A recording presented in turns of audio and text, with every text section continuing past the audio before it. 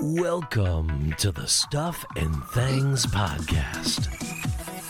Your home for all stuff related to your favorite things in entertainment. Now, here are your hosts.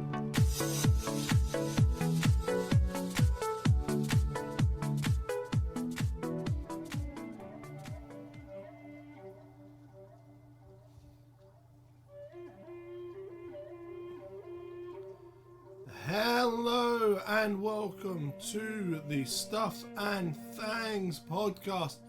It is another episode from The Mandalorian, and this week I am once again joined by Sam. Hello, my friend. How are you doing? I am doing well, sir. How are you?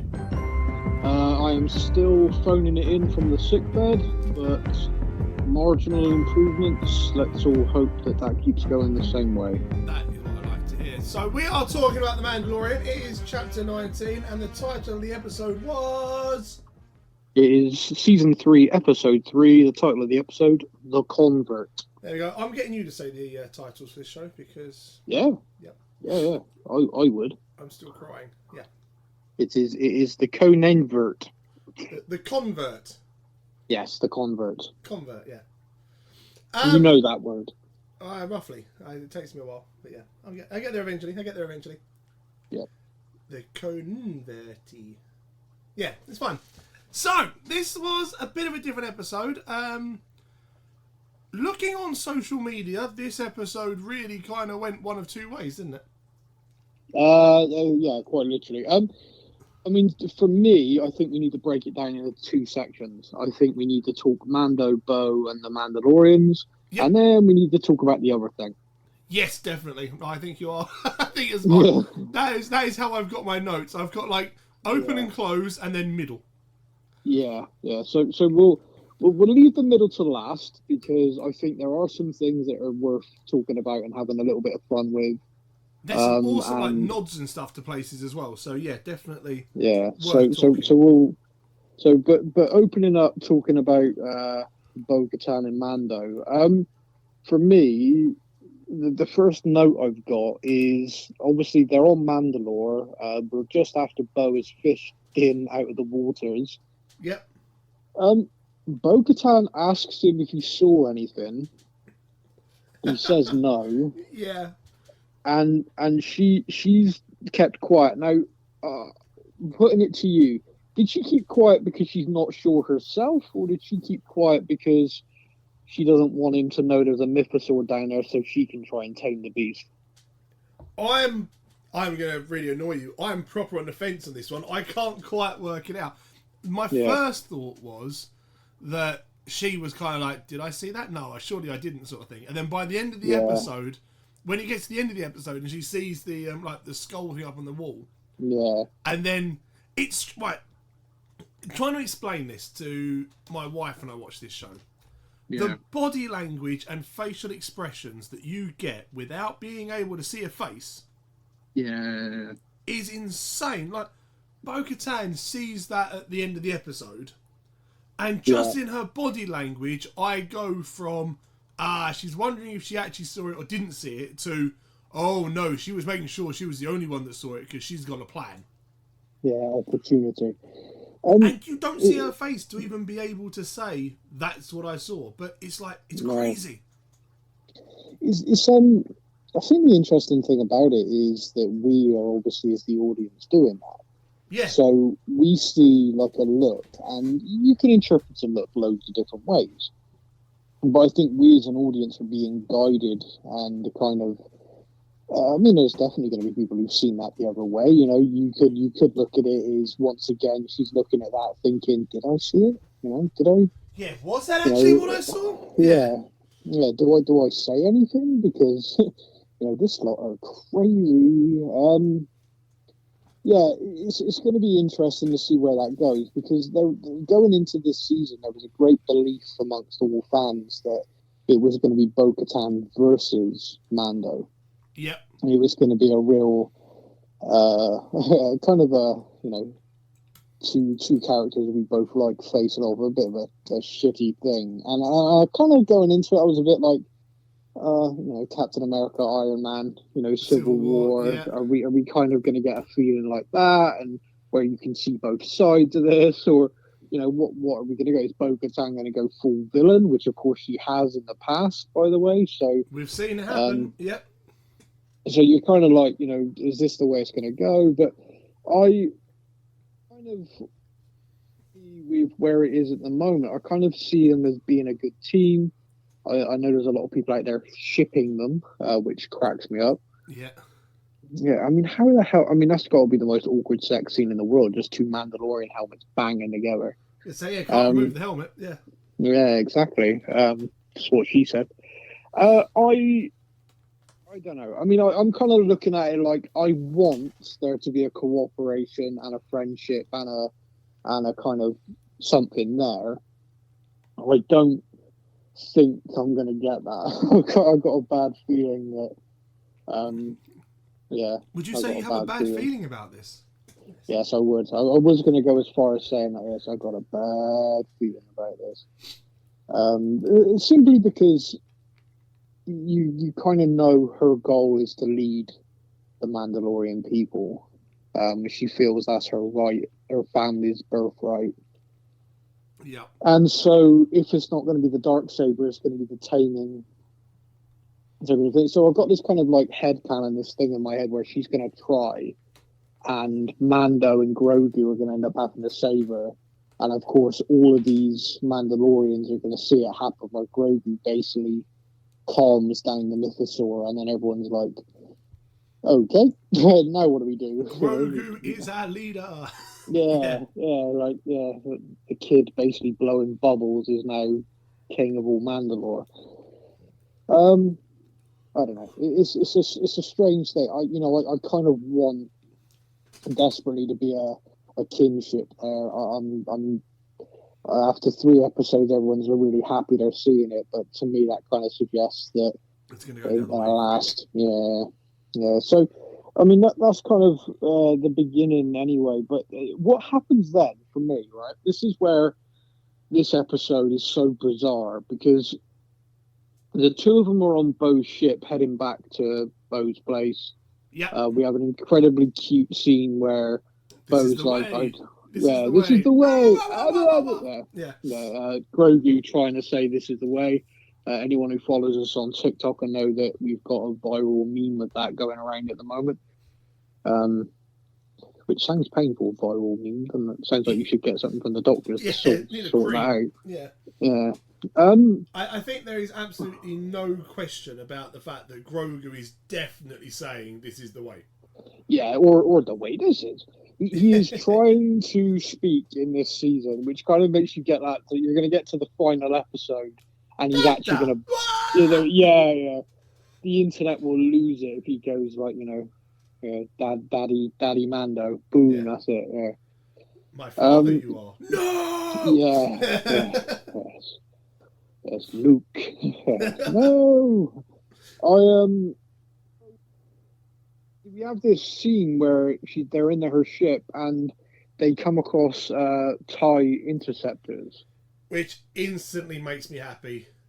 Me too. Instantly. This scene. Sorry, Mary, I'll let you jump in and do a bit of detail, but this scene, like when you think about this whole episode, which I think is the longest so far, by the way. Yeah. This scene is just epic Star Wars. Like this is something that I was watching just like, wow, this is great Star Wars. This is TIE fighter interceptors versus Bo-Katan. Mando jumping out of the ship to get to the N1. We're seeing a Naboo starfighter in a dogfight again. Yeah. I'm like, this shit is just the best. I'm like over the moon. And then obviously the episode just goes completely different. But so just focusing on this sort of dogfight, Bo-Katan's palace being destroyed, which is kind of messed up. Yeah. When you're watching it. Yeah, she kind of realises what's happened. And again, no facial kind of expression, his helmet's on and stuff, and it's kind of like, oh my god, like you can see just in her reactions. And yeah, so growing up, I absolutely idolised Star Wars growing up as a kid. School playground, it was always Jedis and lightsabers and stormtroopers and stuff. And one of the things I always got the Mickey taken out of me was because I would always go TIE Fighter over X-Wing. Yeah, I still don't get it myself, but I know that's your preference. That is, I have absolutely no idea why, but it was always. Is it the noise? Because they make a pretty, like, the flight noises of TIE Fighters are pretty cool. It could be. Honestly, I couldn't put my finger on it, but I was always, even like me and you play the Star Wars games together and stuff, and squadrons. And even on that, like, now you get the Falcon. Now, as soon as you get to pilot the Falcon, that's a special moment. However, when it's like, oh, choose your side, X-Wings or TIE... I'm like, TIE Fighter. Yep. That's me. That's right there. So, when the the Interceptors come over, and I'm like, oh my God. What is... This is like... This, for me, this is like pure Star Wars. This is right here. I'm like, yes! Dog battles, like, in space. This is amazing. And I'm watching... And then... As the episode kind of progresses, like this part of the episode progresses, we go from, oh, they've destroyed her castle. And they're both like revenge. So you get this dogfight and it's like, yes, here we go. And then Mando's like, no. There's more coming. There's too many. We need to get out of here. Yeah. Now, we get the dogfight and it's awesome. And I love, I've said in like one of the previous episodes as well, I love this sort of thing. But when you then get just the sheer number of them come at them. Yeah. And I'm sat there geeking out, like epically geeking out at this point. I loved it, absolutely loved it. That's what I like to hear. I like. There's a certain aspect of this. I mean, all of the scenes in this I love. Mando jumping out of the ship to get to the Naboo starfighter, I thought was just visually stunning because the TIE fighters flying past him, stuff like that. I just. The whole idea of, that's what he's going to do to be able to, reinforce her and stuff and get into the ship to take off in time as you see the TIE fighter bearing down, ready to fire on him. It's like, all of this is amazing. Yeah. So I've loved all of the scenes in it. So I think everybody who's a Star Wars fan watching this have enjoyed this. But one of the things I don't think we've quite tapped into is what the hell is going on there? All of those TIE fighters have not just flown from some remote somewhere. There must be a Star Destroyer nearby. There must be a base for them nearby. Why have they targeted Bo-Katan? Why now? She makes a comment. She makes a comment, doesn't she, about she's done something, and Mando's like, well, yeah, that'll do it. That will. That'll piss them off. However... she did hijack their ship, remember? Yeah. The Imperial remnants, but they were part of Moff Gideon's thing. Yeah, so you have a fun little theory that you said to me, haven't you? Yeah. And the more I think about it, the more I think your theory is correct. Go on, because I say so many theories. Which one are you... The fact that we're seeing the First Order. Yeah. Is this the beginning? Are we watching the First Order be created on this show? I think so. I think there's a lot of very subtle hints in the other section of this episode, which I'll talk about. But one of the things that is here, it's kind of like Moff Gideon was all these Imperial remnants, they keep calling them.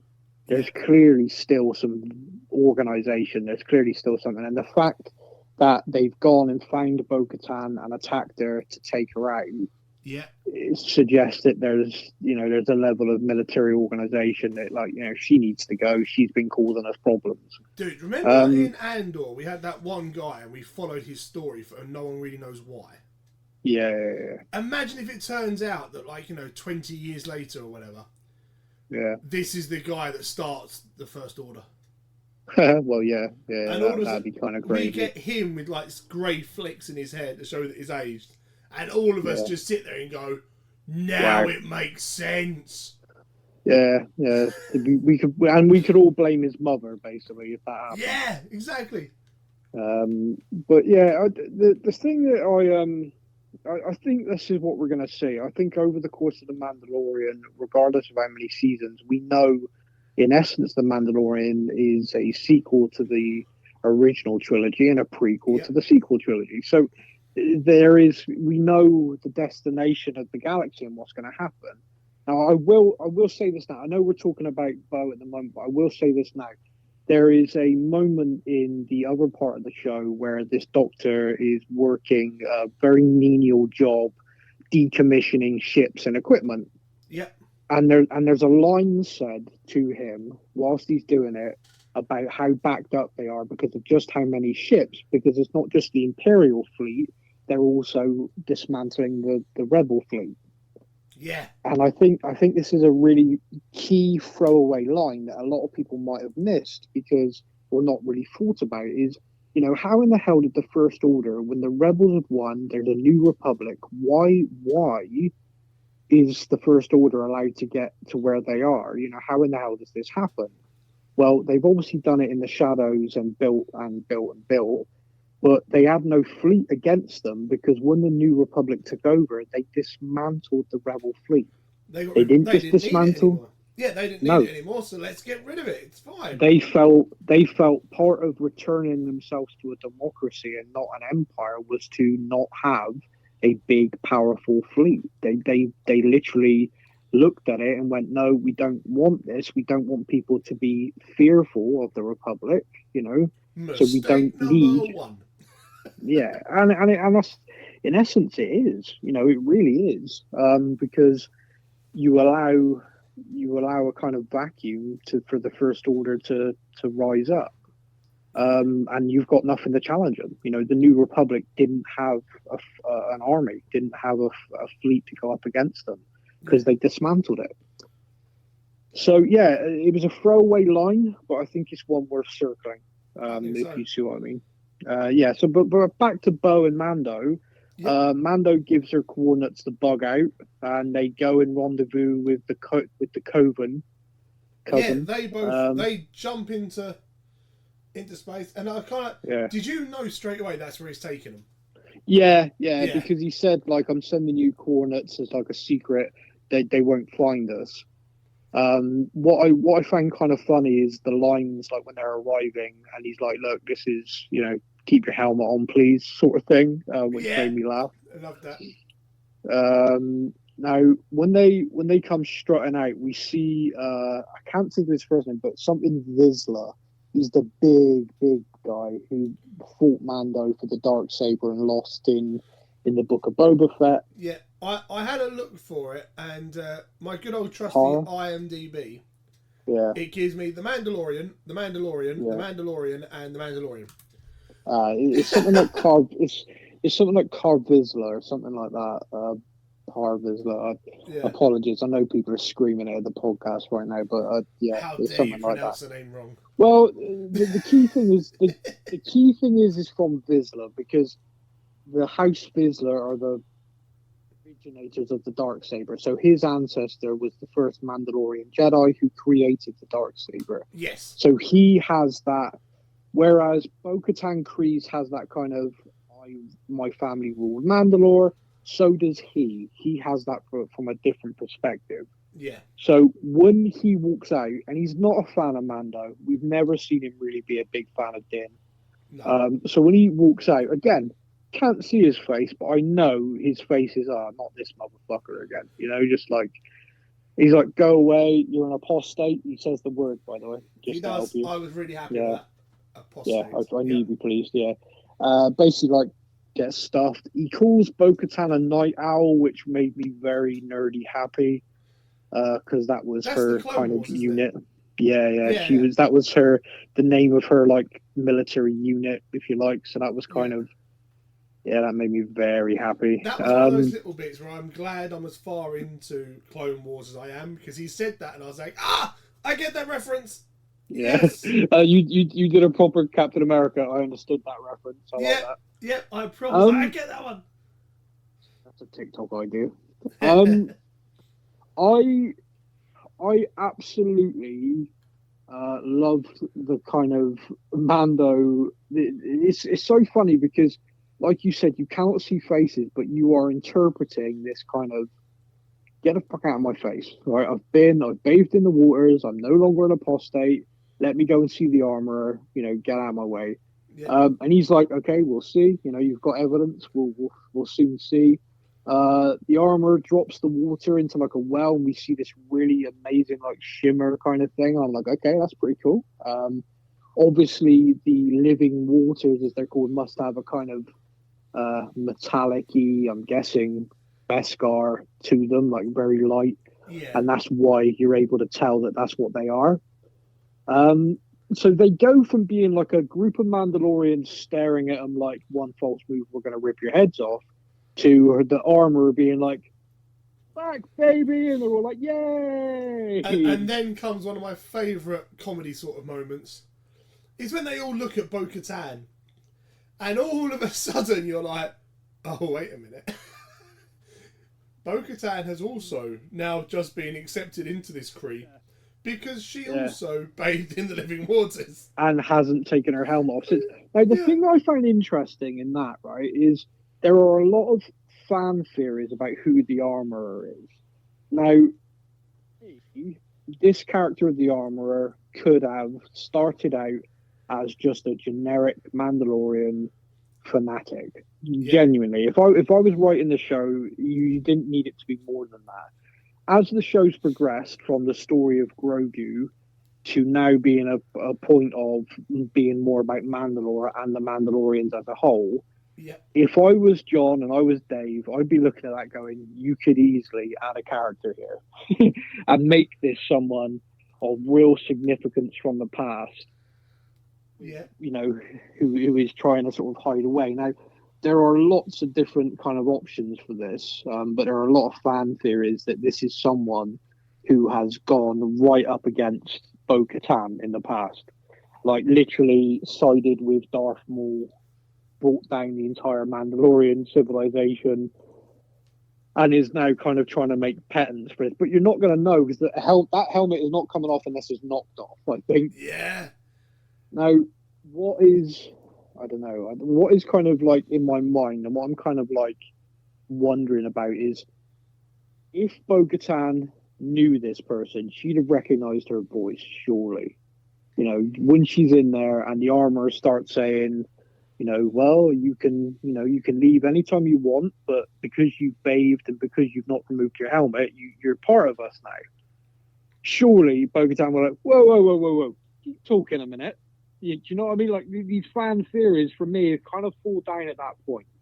Because it's like, there's no way on earth Bo would just forget someone. Unless they've got some sort of like voice-changing sort of something. Well, yeah, I guess the Armorer's voice could be a bit kind of like, could be putting on. I mean, she does talk in a very unique cadence, you know, very... Yeah. Everything she says is, well, okay then, Din, welcome to the Mandalore. You know, she does kind of do this very, I'm a public speaking all the time, even when it's just one-on-one.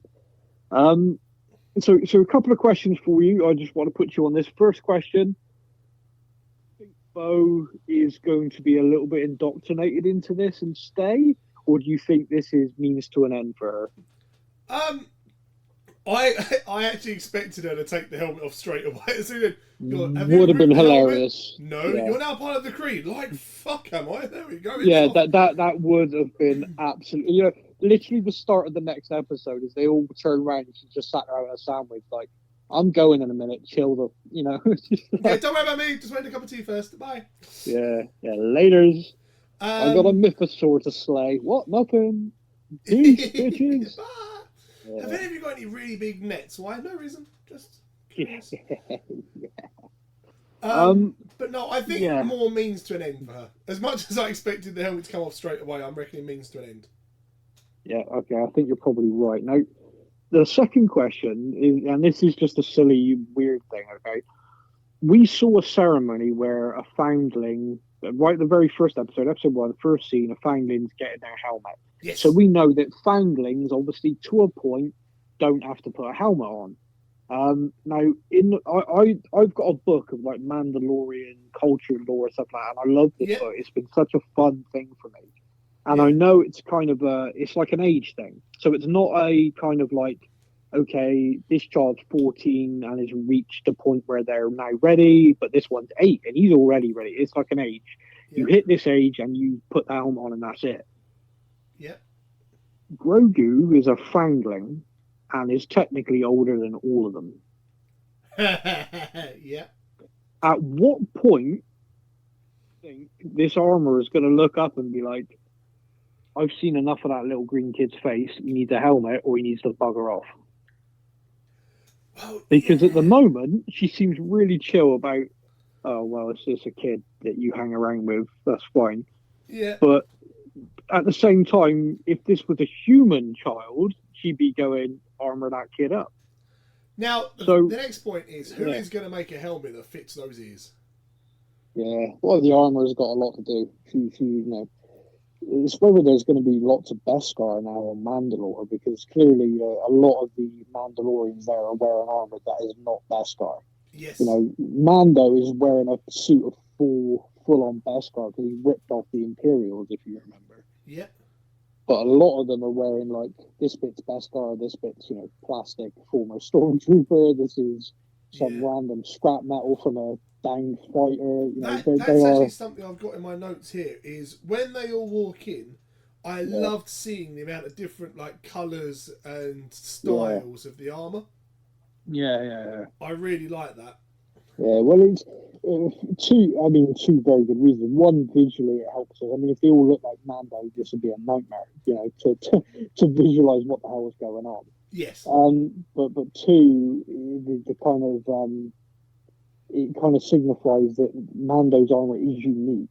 Him wearing that armor of pure Beskar and its like coloring and everything is unique. Yeah. You see every other Mandalorian, even like Bo-Katan, whose Beskar armor is kind of colored. She has done that. So yeah, no, they've opened the personalization tab, and so, you got it. Yeah, she's unlocked a few skins for her character. Nice. Mando's like, no, I'm alright with default, baby. Yeah. I've made 10 headshots. I will have the blue coloured stripes. Yes. Yeah. I've made 10 headshots. Oh, God.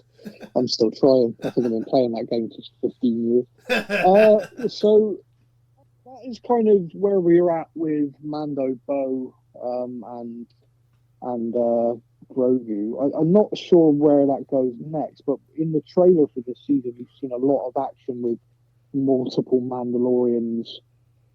So something's going to happen next. I'm guessing Mando's going to be like, Mandalore's good. Let's go there. Let's go home. I don't know. That's going to be a hell of a. That's going to be a scene in itself. Watching all the Mandalorians go back to Mandalore. That's going to be. Well, what are they going to do? They got to reclaim the planet, but the planet is pretty messed up.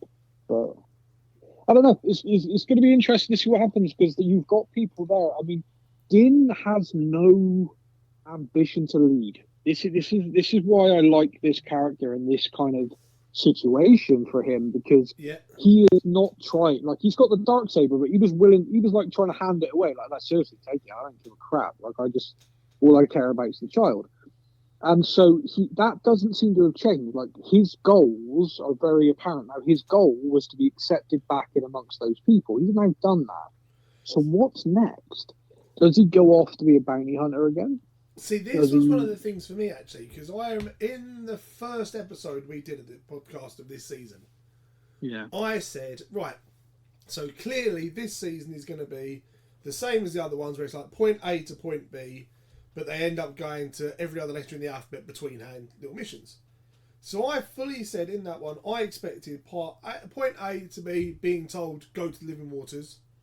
Part B, at the end of the season, to be Mando in the Living Waters. Yeah. And then it happened in the next episode. Yeah. Well, this is the interesting thing because we are used to the Mandalorian at the start of a season having a goal and basically every episode being a bitch-ass pain in the neck to reach the next clue, to get to the next bit, to finally hit the goal at the end of the season. I am not complaining that they've changed that up slightly in terms of okay, the story is progressing faster in this, so that must mean there is a larger story, which I think is why, in this episode, the biggest chunk of it was dedicated to something completely different. And this threw a lot of people off. Like, social media, it's been very hit or miss. I am finding very few hits. If you're seeing people who liked it, then you're seeing a lot more than me. I mean, I've seen people pick bits out and go, this didn't bore me. I've actually saved one. Okay, I've saved a review because I found a 9 out of 10 review. Wow. Okay. And like you said, a lot of people have slated this one. Yeah. So I am going to read a review that I found. This is good old IMDb again. Yeah. Right. So a strange episode, but a good one is the title. I am amazed this episode has so many people being negative. For my money, the Coruscant plotline, while technically a detour which takes up most of the episode's runtime, is some of the best world building, best acting and best writing to come out of any Disney Plus Star Wars show. It feels like Jon Favreau popped over to the Andor editing room, watched an episode and thought, hey, this is good stuff, I'm going to do that. And inserted a story of complex motivations, flawed institutions and heartbreaking intrigue. In terms of cinematography, tone and scale, it feels far closer to Andor than a Mandalorian episode. But what can I say? It's a welcome change from the previous awkwardly structured and relatively emotionless episodes. Whatever new approach Chapter 19 was presenting, I think I prefer it. Okay, well, yeah, very much the minority there. Yeah. Look, I really, really enjoyed Andor, but it's a very different show. Yes. I had see, I've got no issue with this middle section as world building. Yeah. What I felt was odd, or what I felt didn't work, is I feel like you could have gone backwards and forwards between events, which would have allowed this episode to still feel like an episode of The Mandalorian, still feel like it had pace. Because for me, the beginning was action. Yeah. It was like, wow, dogfight, da-da-da-da-da. What? Hang on. Have I switched the channel? Wait a minute. What am I watching? All right, okay. And then I watched like an episode of a completely different show, only for the other show to come back in at the end. So that's where it felt weird to me. And that's not me being overly critical, saying it was bad or attacking it. I'm just saying it felt odd. It felt like I'd flicked between two different Star Wars shows. It just felt odd. Like it was an odd editing choice to put it the way they did it. I get what you're saying. I do. I personally actually really enjoyed the episode. I think I enjoyed it so much because of how much we both enjoyed Andor. Yeah. But at the same time, I do agree. Like maybe if the editing had been kind of Coruscant and then back to Mando, Coruscant back to Mando, and flip between the two, it probably could have had a bit more of a pacing thing with it. Yeah. I mean, look, it's all choices and it's all preferences. I mean, to me, it just kind of felt like it was two different shows wedged together, like a different show sandwiched within the Mandalorian beginning and ending. Yeah. But at the same time, there's a lot of stuff in this. If you take yourself away from like being so ingrained, it's one of those silly things. If you didn't have that intro, that incredible action intro, I don't think the rest of it would have got such an eye roll. Because I think everyone was so grabbed by that beginning that when the pace completely taken away again, it was like, oh, so your reaction is to feel bored. You know, and now I've watched this episode twice. Yeah. And the second time I watched it, I skipped all of the Mandalorian parts and just watched the middle bit. Oh, okay. because I thought to myself, I love that beginning. I love that end. Let me watch this middle bit again because I feel like I've really missed something. You know what I mean? I feel like there is some important stuff in here because John and Dave don't mess around. If it's there for a reason. Yeah. So there are. I have some points, if you wouldn't mind allowing me to kind of take the reins on this TED Talk. Go on then. My opening point is I think they did a very, very good job in a scene here of depicting something which I think everyone around the world can look at, roll their eyes and go, yeah, how sad is that? And that is the rich in whatever universe are not affected by war. And what I mean by that is you see this doctor give this presentation to this room full of all these people, all these rich people, and then he's grabbed and taken on one side. You just listen to the conversations they're having, so and so avoided the draft, ha ha ha. Oh, whether it's the Empire or the New Republic, we keep doing this. These people there felt no effect of the war. They were wealthy in the Republic, they were wealthy in the Empire, and they're still wealthy now. Yep. Do you see what I mean? Like, they have just lived their lives on Coruscant regardless. The flags were different. That's it. That's the only impact they're really feeling. That now they're not. I think there's even a line like there's less cogs around, and stuff like that, which was the Imperial kind of thing. So that, I think, was like okay, you've highlighted that, you've given us that even in a galaxy far, far away, the wealthy suck. All right. Yeah. So fair enough. All right, we've had that. Now the next thing, which I wanted to put to you, is a bit of a question. They start by talking about former Imperial have basically got this kind of rehab program. Yes. Kind of reintegrate them into society. You're no longer part of the Empire. We want you to be productive members of the New Republic. When you first hear reference to that, I'm like, okay, well, that's a very good way of doing it. That's a very kind of, you're trying to help people out from the indoctrination. Yeah. As this episode progresses and they're talking about mind flayers and actually strapping this doctor to one where he's going to get part of his brain zapped, am I the only person who's thinking the New Republic aren't as freaking pure and good as they would be? Yeah, 100%. 100%. Yeah. Like what? That's like what the shit? That looked more like something from the Empire, than it did from the Rebels, and they've got absolutely, minus the fact, it's a trap, which was amazing. You shit on my fun thing. Oh, I'm sorry, dude. Yeah. But yet the things that they kind of do in this scene alone, I'm looking at it and I'm like, this isn't the good guys. No. The whole there's this thing where like this doctor has to keep going to this droid, gets asked questions like, are you having thoughts about this, are you having thoughts about that? Like, no. I mean, it's all very weird. It's very kind of and like, so for example, he has this interaction with some other people. He's in housing which has been provided for former Imperials. And you've got a few former, and he bumps into someone he knew from Moff Gideon's ship. Yeah. So here's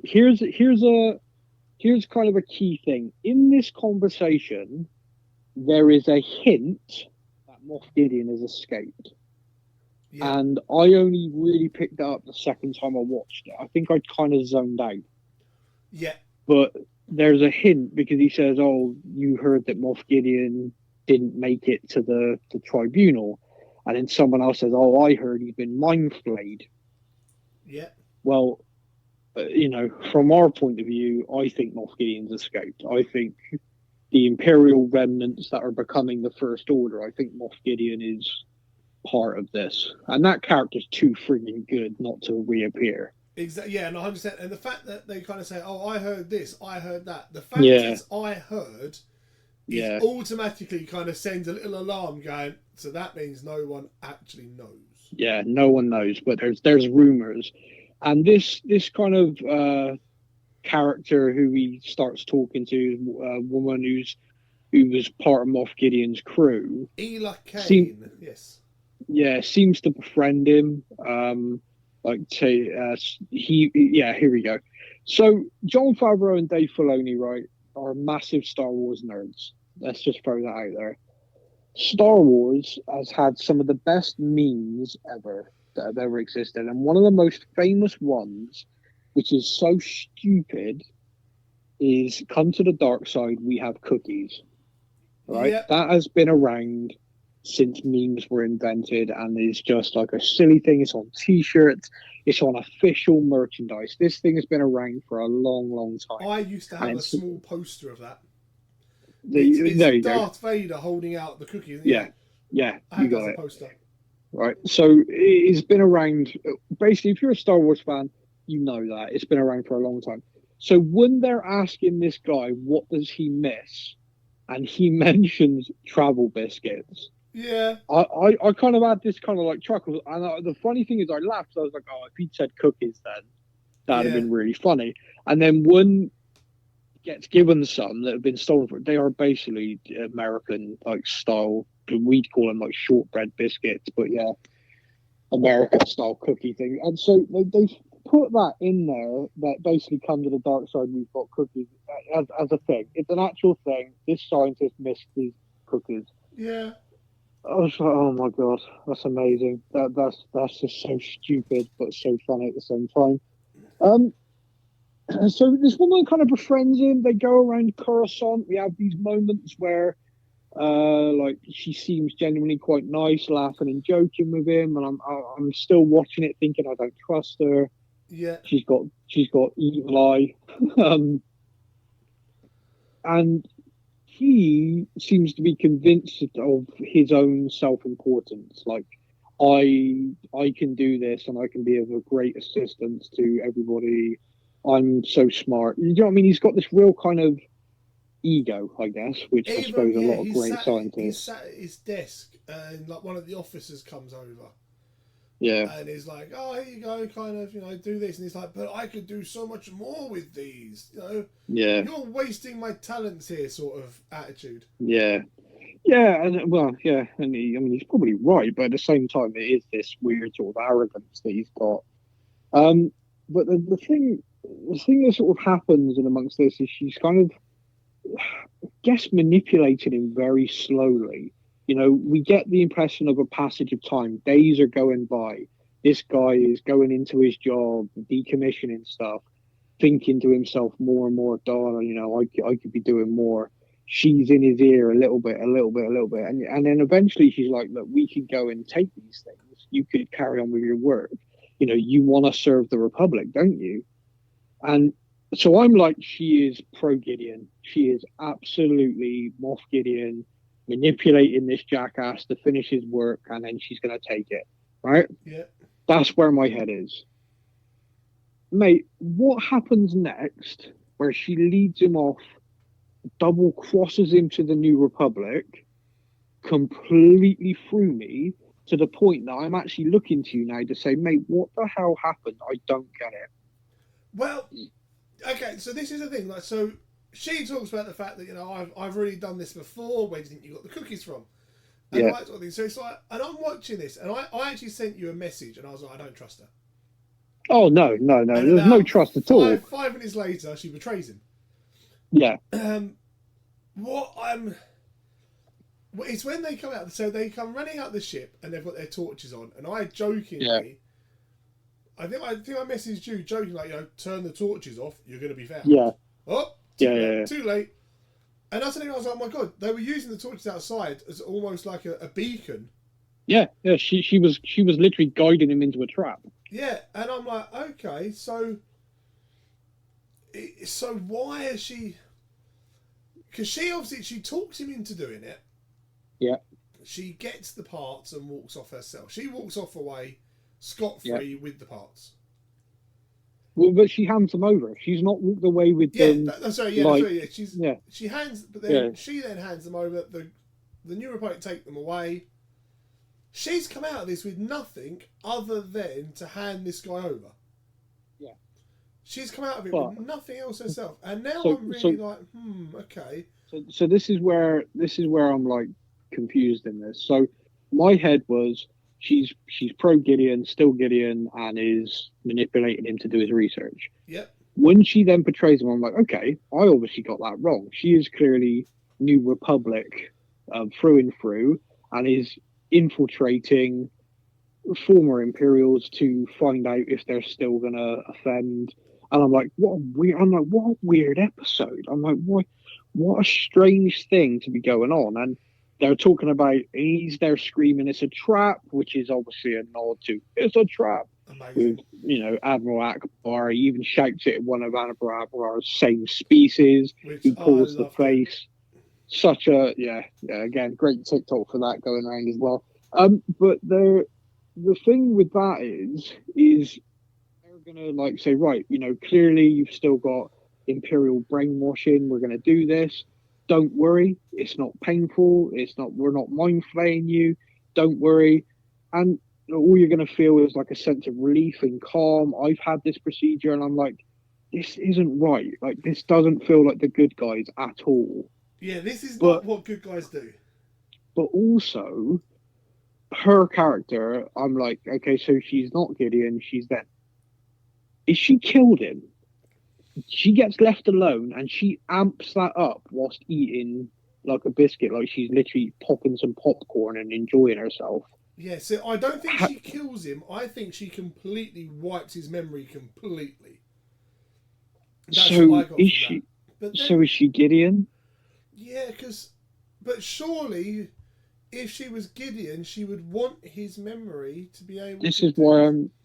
I mean, is it a case of they tested his loyalty? Like, okay, he's loyal. He wants to do this work for the Republic, and I'm not going to let him do it, so I'm going to take him out. But again, if you've got a computer system, right? Yeah. A computer system will keep a record of what's happened. That guy who left knew he left it set on setting 1. Yeah. He comes back in and the bloke's head's fried. He's not going to just check the logs and go, oh, hang on a minute, the dial got turned up to 10. Yeah. She was the only one in here. So, I kind of nicely because he was my friend after all, and you know. Yeah, I want to stay with him. Yeah. So, like I said, I'm kind of left with these questions at the end of this, and I'm kind of left with these kind of, all right, what the hell's going on from this whole section of it. But for me, so it's not a bad episode. Like, this isn't a bad episode of The Mandalorian. It felt odd because it was a high-paced start, and then this real sort of long story about this Doctor character in the middle. I don't know what happens next. I mean, I don't know if that's the last time we see this guy, whether he's dead or fried, or whether we see her again, whether we're going to see a continuation. I hope we see something like it again, because if we don't, then it really was a strange kind of, well, what the heck was the point of that? It really was a very odd choice. Yeah, you're right.